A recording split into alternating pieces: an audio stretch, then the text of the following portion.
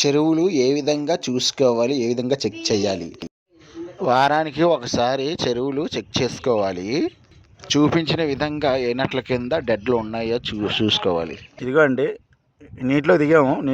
చెరువులో దిగి ఏ నట్ల కింద చుట్టూ కూడా చెక్ చేస్తున్నాము.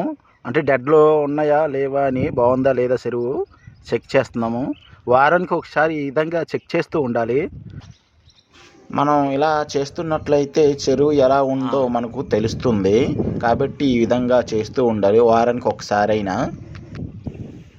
ఇదిగో అండి, మొత్తం ఇందులో ఎన్నట్లు ఎన్ని ఉన్నాయో ఆ కోణం ఒకటి ఈ కోణం ఒకటి చెక్ చేస్తున్నాం.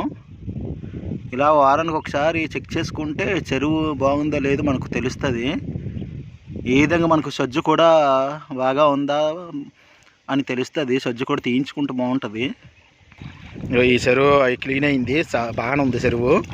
నెక్స్ట్ వేరే చెరువులోకి దిగాలి. ఇదిగోండి, ఇంకో చెరువులోని చెక్ చేయడానికి దిగాం.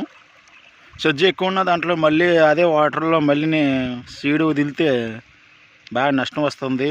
వాటర్కి సగం వాటర్ లాగిన తర్వాత మళ్ళీ ఫ్రెష్గా వాటర్ పెట్టుకొని వేసుకుంటే బాగుంటుంది. సరుకు బాగా వస్తుంది, ప్రొడక్షన్ బాగుంటుంది. కాబట్టి మనకి సంపద బాగా వస్తుంది. ఈ విధంగా మళ్ళీ ఈ చివరి కార్నర్ నెట్ ఒకటి, మళ్ళీ ఆ చివరి కార్నర్ నెట్ ఒకటి చెక్ చేస్తున్నాం, డెడ్లు ఉన్నాయి లేవని.